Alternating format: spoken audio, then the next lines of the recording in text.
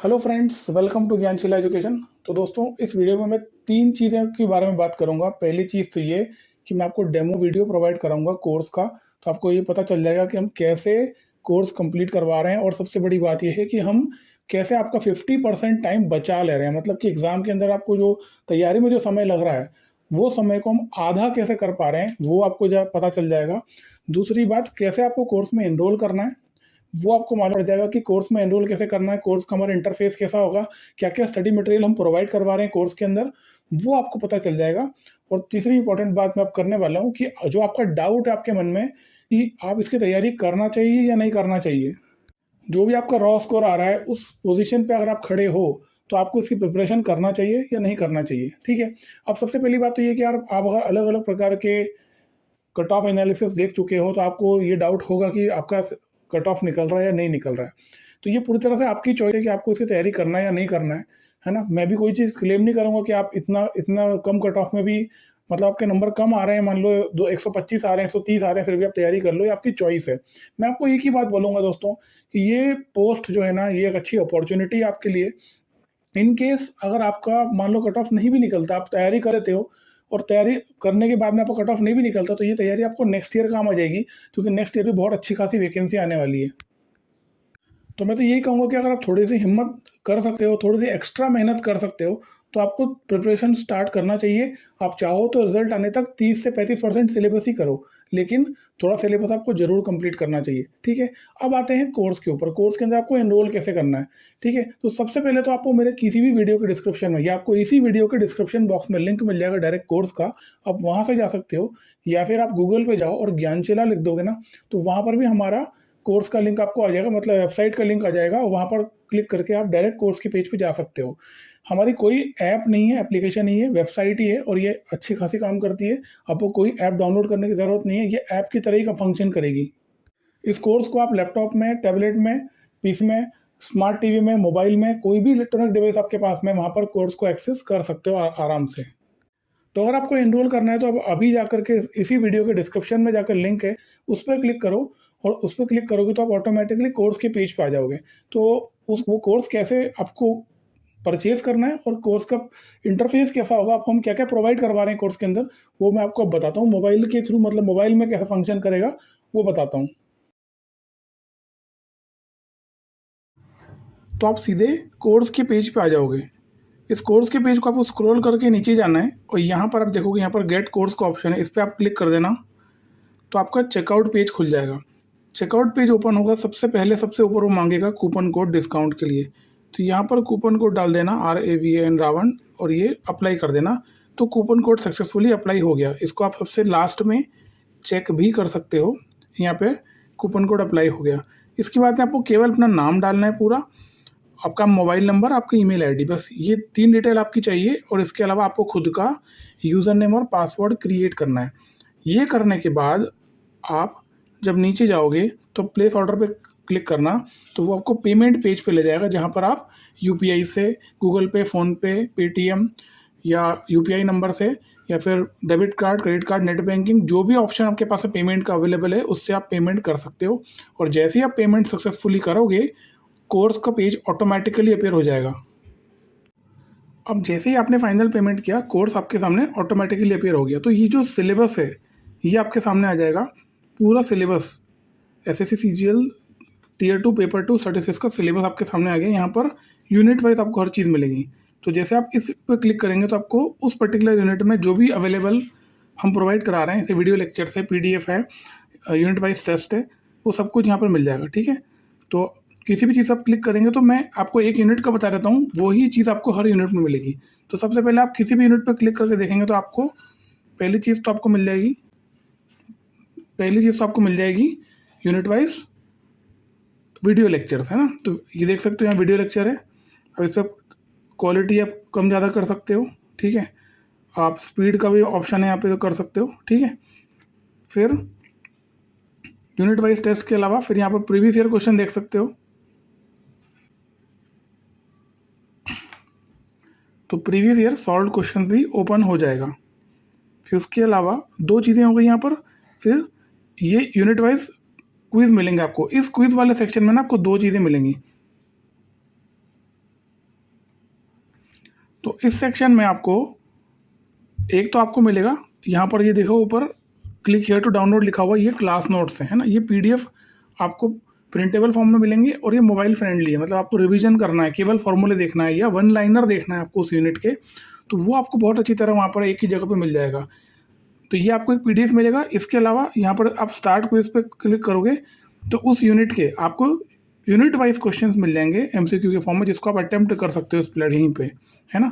तो अटेम्प्ट कर सकते हो, ये बाइलिंगुअल है, तो अटेम्प्ट करने के बाद आप फाइनली इसको नीचे सबमिट कर सकते हो, ठीक है। और यहाँ पर आपको ये जो ऑप्शन दिख रहा है यहाँ पे, ये स्क्रीन को डार्क करने का भी, अगर आपको डार्क मोड में, नाइट मोड में देखना है तो उसके लिए ऑप्शन है, ठीक है। फिर इसके बाद सबसे इम्पोर्टेंट चीज़ है ये ब्लू बुक, है ना। तो इसके साथ आपको एक ब्लू बुक मिलती है।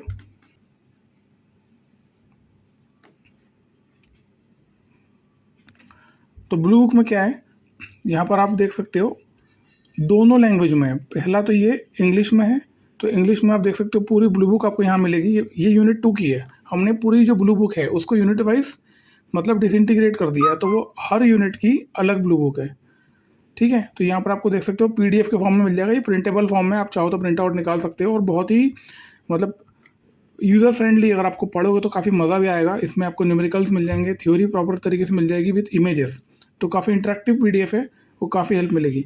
ये आपको इंग्लिश वाली है, इसमें थोड़ा सा नीचे स्क्रॉल करोगे तो यही ब्लू बुक आपको हिंदी में भी मिल जाएगी, मतलब आपको अगर हिंदी में पढ़ना है तो हिंदी में अवेलेबल है, इंग्लिश में पढ़ना है तो इंग्लिश में अवेलेबल है, ठीक है।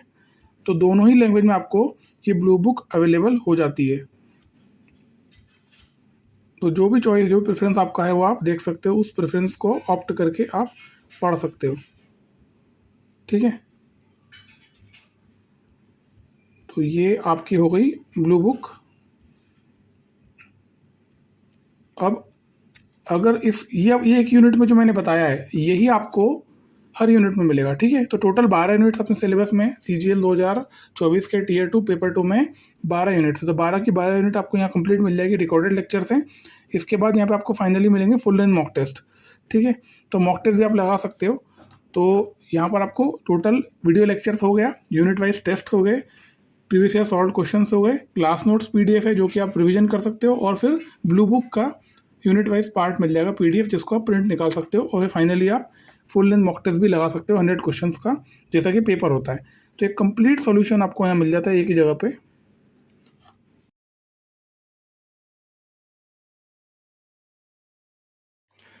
अब आता है एक और रिलेशनशिप, ये जो 3 भाई हैं M G M H M, इन तीनों के बीच में एक और रिलेशनशिप होता है जिसके ऊपर एग्जाम में क्वेश्चन आता है। तो रिलेशनशिप क्या है, geometric mean is G M of H M and A M, ठीक है। G M of H M and A M, ये क्या है देखो समझ लो, बहुत सिंपल सा है। ज्योमेट्रिक मीन क्या होता है हमको पता है, जैसे मान लो कि 2 नंबर से ए और बी, तो मुझे इसका ज्योमेट्रिक मीन निकालना है, तो मैं कैसे निकालूंगा, दोनों को मल्टीप्लाई कर दिया और उसका स्क्वायर रूट कर दिया, ये आया geometric mean of A and B. अब यहीं पर मान लो ए जो है वो अर्थमेटिक मीन है किसी डेटा सेट का, और बी है हार्मोनिक मीन उसी डेटा सेट का। तो उसी डेटा सेट का ज्योमेट्रिक मीन जो होगा वो होगा G M is equal to square root of A M into H M, ठीक है। किसी एक पर्टिकुलर डेटा सेट में उसका ज्योमेट्रिक मीन, उसका अर्थमेटिक मीन और हार्मोनिक मीन के बीच में ये रिलेशनशिप होता है कि G M is equal to square root of A M into H M. Exam में क्वेश्चन आया, डायरेक्टली फॉर्मूला पुट करना होता है और आंसर निकालना होता है। इस रिलेशनशिप को मैं ऐसे भी लिख सकता हूँ, जी एम का स्क्वायर, मैंने स्क्वायर कर दिया दोनों साइड, तो क्या लिखेंगे, जी एम का square is equal to A M into H M, ठीक है। अब इसको अपन एक एग्जाम्पल से देख लेते हैं कि ये एक्चुअल में ये जो रिलेशनशिप है ये स्टैब्लिश होता भी है या नहीं। तो एक सिंपल सा डेटा सेट, मतलब सिंपल से 2 वैल्यू ले लेते हैं अपन। 2 वैल्यू है a इज इक्वल टू 2 और b इज इक्वल टू 4। अगर मैं इसका अर्थमेटिक मीन निकालूं तो 4 + 2 6/2 है ना, क्या आएगा अर्थमेटिक मीन 3। तो 2 और 4 का जो अर्थमेटिक मीन है वो आया 3। ज्योमेट्रिक मीन क्या आएगा, 4 × 2 = 8, इसका स्क्वायर रूट निकालूंगा, वो आ गया आपका √8 यानी कि 2√2। फिर हार्मोनिक मीन निकालूंगा तो वो क्या आएगा, 2 / ½ + 1/4, तो ये क्या आ जाएगा 8/3, ठीक है। अब मेरे पास में इस डेटा सेट का a इज इक्वल टू 2 और b इज इक्वल टू 4 का मेरे पास में अर्थमेटिक मीन है, ज्योमेट्रिक मीन है और हार्मोनिक मीन है। मैं अगर इसको उस फॉर्मूले में रखूं, मतलब gm² is equal to am into HM, इसमें अगर डालूंगा तो क्या आ जाएगा, √8 का square is equal to 3 into 8/3। तो फाइनली इसको सॉल्व करेंगे तो क्या आएगा, 8 बराबर 8, मतलब LHS is equal to RHS, मतलब कि ये जो हमारे पास में इक्वेशन है ये सही है, ये हमने प्रूव कर दिया है। GM का स्क्वायर जो होता है वो AM इंटू HM होता है किसी एक पर्टिकुलर डेटा सेट के लिए। तो ये फॉर्मूला रट्टा लगा लेना, इसका क्वेश्चन भी आ जाता है एग्जाम में, कुछ भी नहीं करना होता आपको, ज्योमेट्रिक मीन दे देगा, अर्थमेटिक मीन दे देगा और हार्मोनिक मीन निकालने का पूछेगा, है ना, ऐसा कुछ करेगा तो बड़ा सिंपल सा आपको फॉर्मूला पुट करना है और आंसर निकालना है। अब आते हैं आगे, ये हो गया हमारा geometric mean, arithmetic mean, harmonic mean, मतलब कि हमारा मैथमेटिकल एवरेज खत्म हो गया। अब आएगा पोजिशनल एवरेज, है ना। पोजिशनल एवरेज क्या होता है, अभी तक जो हमने देखा वो क्या देखा, मैथमेटिकल एवरेज। हमारा जो अर्थमेटिक मीन है, ज्योमेट्रिक मीन है, हार्मोनिक मीन है, ये क्या है, ये मैथमेटिकल एवरेज है। हमने क्या किया, डेटा सेट क्यू को इकट्ठा करके उनको मल्टीप्लाई किया या एडिशन किया या रेसिप्रोकल किया, जो भी किया हमने, और हमने उनको कैलकुलेट करके एक वैल्यू निकाली। जो एवरेज हमने निकाला है वो कैलकुलेट करके निकाला, मैथमेटिकल फॉर्मूला यूज करके निकाला, तो उसको हमने कहा मैथमेटिकल एवरेज। यहाँ पर पोजिशनल एवरेज जो होता है वो हमको कोई कैलकुलेशन नहीं करना है, हमको बेसिकली पूरे डेटा सेट में एक पर्टिकुलर पोजीशन निकालना होगी और उस पोजीशन के आधार पर हम पता लगाएंगे कि उस डेटा सेट का एवरेज क्या होगा, है ना। तो ये बुनियादी फ़र्क है मैथमेटिकल एवरेज में और पोजीशनल एवरेज में। पोजीशनल एवरेज में आप उस डेटा सेट की उस पर्टिकुलर वैल्यू की पोजीशन निकाल रहे हो, तो इसीलिए इसको कहते हैं पोजीशनल एवरेज। तो यहाँ से हम स्टार्ट करेंगे, पोजीशनल एवरेज कितने प्रकार के होते हैं, मीडियन, मोड, पार्टीशन वैल्यूज, वो सारा हम देखेंगे और उनका कैलकुलेशन कैसे किया जाएगा वो देखेंगे। अब पोजीशनल एवरेज होता क्या है, जैसे कोई पर्टिकुलर डेटा है वो किसी पॉइंट पे बैठा हुआ है, मान लो कि किसी डेटा सेट में कोई एक पर्टिकुलर वैल्यू है, उसकी पोजीशन जो है वो शुरू से 75% है, मतलब कि लास्ट से 25% है, तो ये उसकी पोजीशन हो गई है। किसी डेटा सेट में कोई एक वैल्यू है जिसकी पोजीशन जो है वो स्टार्टिंग से 30% चलने के बाद आ रही है, यानी कि क्या हुआ, अगर इसकी पोजीशन में देखूंगा तो ये ऐसी पोजीशन पर बैठा है डेटा सेट में जहाँ पर उसके पीछे का जो डेटा है वो 30% है और उसके आगे का जो डेटा है वो 70% है, तो ये उसकी पोजिशनल वैल्यू हुई। ठीक है, तो सबसे इम्पॉर्टेंट जो पोजिशनल एवरेज होता है वो होता है मीडियन। ठीक है, यहाँ से हम शुरू करेंगे कि पोजिशनल एवरेज क्या होता है और कितने प्रकार के होते हैं। तो पहला प्रकार हो गया मीडियन। तो किसी भी पर्टिकुलर डेटा सेट में वो वैल्यू जो कि मिडिल वैल्यू है, जो कि सेंट्रल वैल्यू है, वो कहलाता है मीडियन। यानी कि ये एक ऐसी वैल्यू है जो कि सेंटर में बैठी हुई है, मिडिल वैल्यू है। इसका मतलब क्या हुआ कि ये जो वैल्यू है एक डेटा सेट में, एक ऐसी वैल्यू जो पूरे डेटा सेट को 2 बराबर भागों में विभाजित करता है, 2 इक्वल हाफ में वो डेटा सेट को डिवाइड कर देता है, उसको कहते हैं मीडियन। यानी कि एक ऐसी वैल्यू डेटा सेट में जिसके नीचे 50% डेटा आएगा और जिसके ऊपर भी 50% डेटा आएगा, उसको हम कहते हैं मीडियन, है ना। यानी कि उस below the data, below that value the data set is 50% और अबव इट इज ऑल्सो 50%, वो कहलाएगी मीडियन। और क्योंकि ये जो वैल्यू है ये इसकी पोजीशन की वजह से जानी जा रही है ना, ये मिडिल वैल्यू है, ये सेंट्रल वैल्यू है, इसीलिए इसको हम कहते हैं पोजीशनल एवरेज। हम यहाँ पर कोई कैलकुलेशन नहीं कर रहे हैं इसको निकालने के लिए, हमने पूरा डेटा सेट को अरेंज कर दिया और उस डेटा सेट को अरेंज करने के बाद में हमने ये देख लिया कि भैया मिडिल की वैल्यू कौन सी है, वो जो भी वैल्यू होगी वही मीडियन होगी। हमने कैलकुलेशन नहीं किया, इसीलिए इसको कहते हैं पोजिशनल एवरेज। अब इसके कैलकुलेशन अलग अलग प्रकार से होते हैं, ग्रुप डेटा में, अनग्रुप डेटा में, वो हम देखें उसके पहले हम देखते हैं कि मीडियन का प्रैक्टिकल लाइफ में, मतलब रियल वर्ल्ड में यूजेस क्या हैं। तो देखो सबसे इंपॉर्टेंट यूज केस तो इसका ये है कि जब सरकारें जो अपने इनकम और वेल्थ डिस्ट्रीब्यूशन निकालती है ना, एवरेज हाउस होल्ड इनकम निकालती है, तो उसके लिए केवल मीडियन का यूज़ करती है ना। तो ऐसा क्यों करती है गवर्नमेंट, देखो हर देश में क्या होता है, कुछ मुट्ठी भर लोग होते हैं, 2-3% लोग होते हैं जो कि करोड़ों में कमा रहे होते हैं। अब ऐसे में अगर आप कोई मैथमेटिकल एवरेज निकालने जाओगे और मल्टीप्लाई कर दोगे मान लो सारी वैल्यूज़ को, तो जो डेटा निकल के आएगा, जो मतलब एवरेज निकल के आएगा, वो ये बताएगा कि भारत के अंदर कोई गरीब है ही नहीं, ऐसा लगेगा कि सभी अमीर हैं, है ना। क्योंकि कुछ चुनिंदा लोग हैं, है ना, टॉप पे जो बैठे हुए हैं, वो करोड़ों अरबों में कमा रहे हैं, खरबों में कमा रहे हैं, तो उनकी जो इनकम है उसको जब मल्टीप्लाई कर दोगे, उससे अगर आप कोई एवरेज निकालने की कोशिश करोगे मैथमेटिकल फॉर्मूला से, तो वो मल्टीप्लाई होकर के बहुत बड़ी वैल्यू निकल जाएगी। इसीलिए ऐसे केसेस में गवर्नमेंट्स जो हैं वो दुनिया भर के देशों में सरकारें क्या करती है, मीडियन को यूज़ करती है, median house hold income use करती है, जिससे आपको एक पता चले कि एवरेज व्यक्ति कितना कमा रहा है, एक एवरेज हाउस होल्ड की इनकम कितनी आ रही है। तो ये एक क्लासिक एग्जाम्पल है मीडियन कहाँ यूज़ होता है ना। इसके अलावा बहुत जगह भी यूज़ होता है, जैसे कि हेल्थ सेक्टर में होता है, स्पोर्ट्स सेक्टर में होता है, वहाँ पर भी मीडियन का यूज़ होता है। हेल्थ सेक्टर में आपको हॉस्पिटल्स के अंदर आप देखोगे तो आपको वहाँ पर मीडियन का काफ़ी यूज़ होता है चीज़ें निकालने के लिए।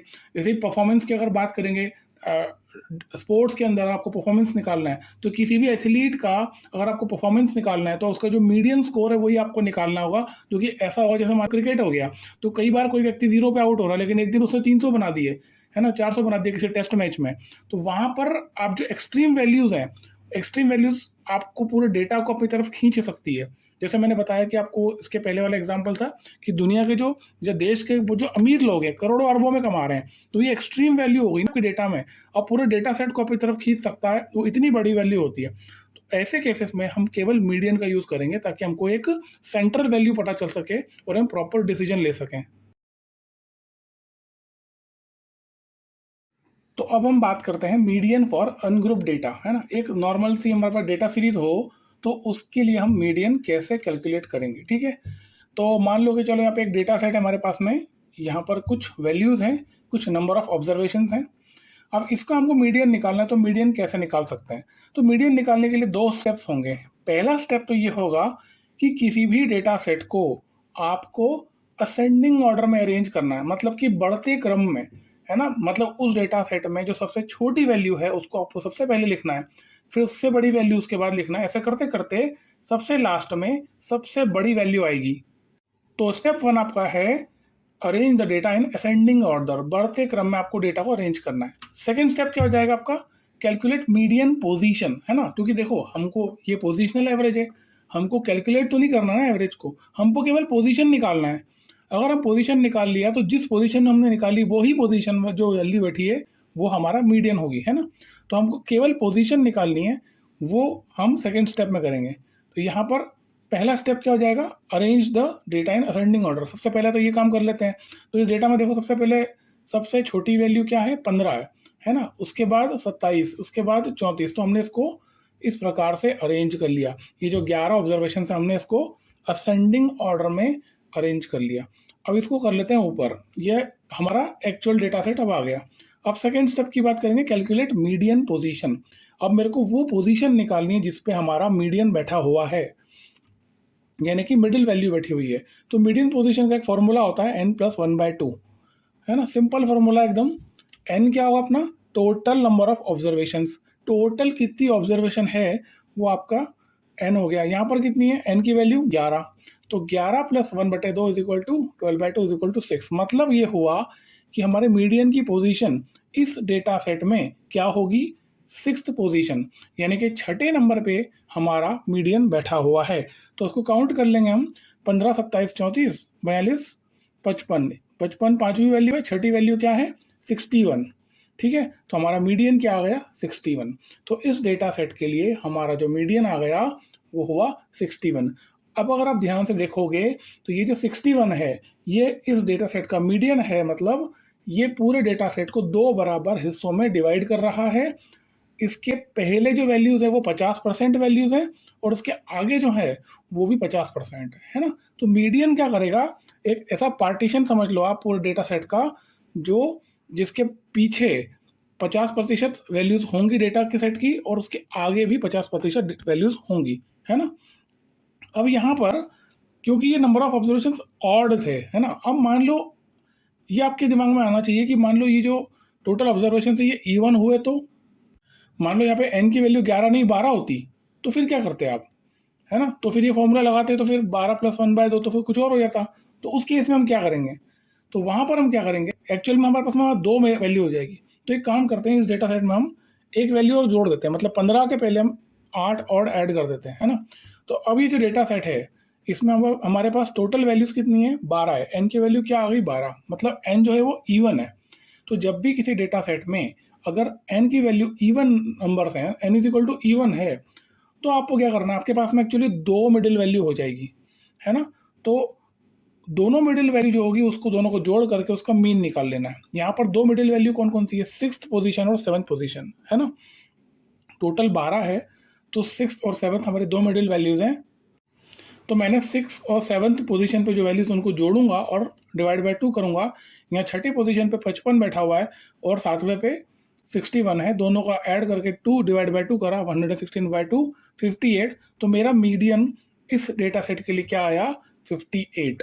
मतलब कि वो सेंट्रल वैल्यू जो मिडिल की वैल्यू आएगी वो 58 होगी। तो इस प्रकार से हम अनग्रुप डेटा के लिए मीडियन की वैल्यू कैलकुलेट करते हैं। तो अब हम देखेंगे मीडियन फॉर ग्रुप्ड डेटा। इसके पहले वाली जो सीरीज हमने देखी थी वो अनग्रुप्ड थी, यहाँ पर हम देखेंगे ग्रुप्ड डेटा। समूहीकृत डेटा के लिए मध्यिका का हम कैसे कैलकुलेशन करेंगे, ठीक है। तो सबसे पहली चीज़ तो यहाँ पर हम दो स्टेप्स में काम करेंगे। पहला काम क्या होगा हमारा, क्लास इंटरवल आइडेंटिफाई करना जिस क्लास में मीडियन हमारा आएगा। क्योंकि हमारा मीडियन क्या होता है, मैंने अभी बताया था, मीडियन होता है पोजिशनल एवरेज, यानी हमको वो पोजीशन निकालना पड़ेगी जहां पर मीडियन लाई कर रहा है पूरे टेबल में। तो पहले हम क्लास इंटरवल निकालेंगे जहां पर मीडियन आ रहा है। दूसरा काम हमारा क्या है कि हम फॉर्मूला यूज करेंगे जिस थ्रू हम मीडियन को कैलकुलेट कर सकें।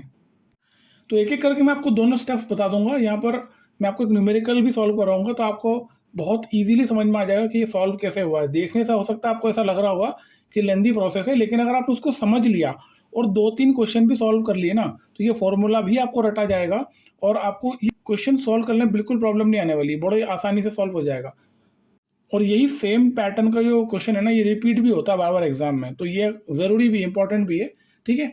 तो सबसे पहले हम देखते हैं स्टेप बाय स्टेप की कैसे हम इसको निकाल सकते हैं मीडियन फॉर ग्रुप्ड डेटा। तो पहली चीज, सबसे पहले हमारे सामने एक ग्रुप्ड डेटा है, एक टेबल है, फ्रीक्वेंसी डिस्ट्रीब्यूशन टेबल है, 2 कॉलम्स है, 4 रोज है ना। तो सबसे पहले क्लास इंटरवल्स, तो मतलब हमारे पास में 4 क्लास इंटरवल है और एक इंटरवल की कॉरस्पॉन्डिंग फ्रीक्वेंसी दे रखी है। 10 से 20 का जो इंटरवल है उसके लिए 3 फ्रीक्वेंसी, मतलब 10 से 20 तक की जो वैल्यूज होंगी टोटल 3 होगी ऐसी। 20 से 30 तक की जो वैल्यूज होंगी टोटल 5 ऐसी वैल्यूज होंगी। इस प्रकार से हमको फ्रीक्वेंसी डिस्ट्रीब्यूशन दे रखा है। अब सबसे पहले हम स्टेप 1 को फॉलो करेंगे। हम क्या करेंगे, इसमें मीडियन क्लास निकालना चाहते हैं, मतलब हम ये पता लगाना चाहते हैं कि वो कौन सी इंटरवल है इन चारों में से जिसमें आपका मीडियन लाई कर रहा है, मतलब जिसमें आपका मीडियन आएगा। इन चारों इंटरवल्स 10 से 20, 20 से 30, 30 से 40, 40 से 50, इन चारों इंटरवल्स में ऐसा कौन सा इंटरवल है जहां पर आपका मीडियन छुप के बैठा हुआ है, हमको वो ढूंढ के निकालना है बस। तो सबसे पहले हम स्टेप 1 को फॉलो करते हैं। स्टेप 1 के 3 पॉइंट्स है। पहला काम क्या बोल रहा है, calculate the cumulative frequencies for each class interval. तो क्यूमुलेटिव फ्रीक्वेंसी निकालने के लिए क्या करेंगे, एक कॉलम और ऐड हो जाएगा। और वैसे मैं आपको यूनिट 1 में बता चुका हूँ, पर फिर से बता देता हूँ कि कैसे निकालना। बहुत सिंपल होता है। 10 से 20 का जो इंटरवल है उसकी फ्रीक्वेंसी कितनी है, 3, तो इसकी क्यूमुलेटिव फ्रीक्वेंसी यहाँ पे लिखेंगे एज इट इज 3 हो जाएगी। अब इस 3 को इधर जोड़ेंगे नीचे 5 में, तो इन दोनों को 5 + 3 कितना हुआ, 8। तो 20 और 30 के लिए क्यूमुलेटिव फ्रीक्वेंसी कितनी हो गई, 8। फिर 8 और 8 16 करा, इस इंटरवल के लिए आपकी सी एफ क्या हो गई, 16। फिर 16 और 4 ऐड किया, तो इस 40 से 50 वाला जो इंटरवल है उसके लिए आपकी क्यूमुलेटिव फ्रीक्वेंसी कितनी हो गई, 20, ठीक है। तो यहाँ पर आपकी हर एक क्लास इंटरवल के लिए आपकी क्यूमुलेटिव फ्रीक्वेंसी आ गई और आपने टेबल बना दिया क्यूमुलेटिव फ्रीक्वेंसी वाला। अब यहाँ पर ये पूछ रहा है कि टोटल नंबर ऑफ ऑब्जर्वेशंस कितनी होंगी। तो मैंने आपको बताया है, जब आप क्यूमुलेटिव फ्रीक्वेंसी निकालते हो तो आप टोटल एडिशन करते चले जा रहे हो और लास्ट में जो वैल्यू होती है वही आपका टोटल नंबर ऑफ ऑब्जर्वेशंस होता है। तो इस टेबल के हिसाब से हमारी लास्ट वैल्यू क्यूमुलेटिव फ्रीक्वेंसी की क्या है, 20। तो n की वैल्यू क्या आ गई, 20, यानी कि ये जो हमारे सामने डेटा आया ग्रुप डेटा, इसमें टोटल 20 ऑब्जर्वेशन है ना, टोटल वैल्यू 20 है। अब तीसरा पॉइंट इस स्टेप पर क्या बोल रहा है, द मीडियन क्लास हमको निकालनी है। हमको अब वो क्लास निकालनी है जहां पर हमारा मीडियन छुप के बैठा हुआ है, ठीक है। तो हम कैसे निकालते हैं, देखो n की वैल्यू 20 है तो n/2 क्या हो गया, 10। तो n/2 और 10। अब हमको ये देखना है कि जो क्यूमुलेटिव फ्रीक्वेंसी वाला कॉलम है वहां पर 10 से ऊपर कितनी वैल्यू है। तो हम देख सकते हैं वहाँ पर 2 वैल्यू है, 16 है और 20 है, ठीक है। 10 के ऊपर 16 आ रहा है, 20 आ रहा है, तो सबसे करीब वैल्यू कौन सी है 10 के। तो हम देख सकते हैं यहाँ पे 16 जो है वो करीब है, बिल्कुल पास है। तो ठीक पास में 10 के 16 है, तो इसका मतलब जिस भी रो में ये वाली क्यूमुलेटिव फ्रीक्वेंसी टेबल में 16 आ रहा है, वही रो हमारा मीडियन क्लास होगा। मतलब क्यूमुलेटिव फ्रीक्वेंसी है 16 अगर, तो इसी रो में जो क्लास इंटरवल है वही हमारा मीडियन क्लास होगा, यानी कि 30-40 जो है वो हमारा मीडियन क्लास होगा। इसका मतलब क्या हुआ, सरल भाषा में अगर समझें हम, तो हमारा जो मीडियन है, जो एक वैल्यू निकल के आने वाली है, उसकी जो वो जो वैल्यू है वो 30 से 40 के बीच में कहीं होना चाहिए। ठीक है, इसका सिंपल मतलब ये हुआ है कि जो हमारा मीडियन है वो 30 से 40 के बीच में कहीं कर रहा है। अब वो एग्जैक्टली क्या वैल्यू होगी वो कैलकुलेट हम करेंगे फॉर्मूले से। ठीक है, तो अब आगे बढ़ते हैं दूसरा स्टेप। देखो ये बहुत सिंपल तरीका था, बस थोड़ी सी प्रोसेस है। अगर प्रोसेस आपने समझ ली ना, तो आप कोई सा भी क्वेश्चन सॉल्व कर लोगे। ये सिमिलर क्वेश्चन एग्जाम में बार बार आता है। ठीक है, तो ये स्टेप 1 खत्म हुआ है। अब आते हैं सेकंड स्टेप पे, यूज द मीडियन फॉर्मूला, है ना। अब यहाँ पर भी परेशान होने की जरूरत नहीं, बहुत सिंपल है। फॉर्मूला एक बार देख लो, L plus n/2 minus F divided by F into H. यहाँ पर L क्या है, सबसे पहले अपन L निकाल लेते हैं। L है lower boundary of the median class. मैंने ये पता लगा लिया अभी पिछली स्टेप में कि मीडियन क्लास क्या है, 30 to 40। मतलब मेरा जो मीडियन आई कर रहा है वो 30 से 40 के बीच में कर रहा है। तो लोअर बाउंड्री क्या है इसकी, 30 है, तो L की वैल्यू क्या हो गई, 30। ये आ गया मेरा L। N क्या है, टोटल नंबर ऑफ ऑब्जर्वेशंस, तो वो जो मुझे पता ही है, टोटल 20 है। टोटल वैल्यूज जो है उसमें, तो ऑब्जर्वेशन जो है डेटा में, वो है डेटा सेट में 20। F क्या है, cumulative frequency of the class just before the median class. मतलब ये कि मीडियन क्लास जो है हमारी 30 से 40, उसके ठीक पहले वाली जो क्लास है उसकी क्यूमुलेटिव फ्रीक्वेंसी कितनी है ना। तो वो कितनी हो जाएगी, इसके पहले वाली क्लास है 20-30 वाली, उसकी क्यूमुलेटिव फ्रीक्वेंसी कितनी है, 8। तो ये कितना हो जाएगा, 8। ठीक है, फिर स्मॉल f क्या है, frequency of the median class, जो हमारा मीडियन क्लास है उसकी फ्रीक्वेंसी कितनी होगी, तो वहां पर आप देख सकते हो उसकी फ्रीक्वेंसी है 8। ठीक है, ये आ गया।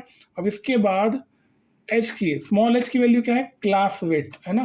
क्लास विड्थ क्या होता है, क्लास इंटरवल का डिफरेंस, मतलब कि हायर अपर लिमिट जो होती है और लोअर लिमिट, या अपर बाउंड्री माइनस लोअर बाउंड्री, है ना, लिमिट नहीं, बाउंड्रीज, अपर बाउंड्रीज माइनस लोअर बाउंड्रीज, उसका डिफरेंस मतलब जो होगा वो हमारा क्लास विड्थ। तो वो 20 माइनस 30 माइनस 20 करो, 20 माइनस 10 करो, वैल्यू वही आ रही है 10, तो यहाँ पर आएगा 10। ये सारी वैल्यूज को आपको उठा करके रख देना है फॉर्मूले में, और आंसर आया 32.5। कैलकुलेशन करना होता है बस। तो यहाँ पर जो 32.5 आपने देखा, जो मीडियन क्लास है वहीं पे आ रहा है, 30 से 40 के बीच में आ रहा है, और हमारे इस डेटा का, ग्रुप डेटा का जो मीडियन निकाला हमने वो आया है 32.5। तो ये एक तरीका है, ये एक फॉर्मूला था जिससे आप किसी भी ग्रुप डेटा का, जो भी ग्रुप डेटा आपको मिल रहा है, क्लास इंटरवल चाहे हो, चाहे डिस्क्रीट हो, चाहे कंटिन्यूस डेटा हो, ये मैंने कंटिन्यूस डेटा के लिए लिया है। अगर डिस्क्रीट डेटा होता तो और थोड़ा और सिंपल हो जाता। तो ऐसे आप निकाल सकते हो मीडियन फॉर ग्रुप डेटा।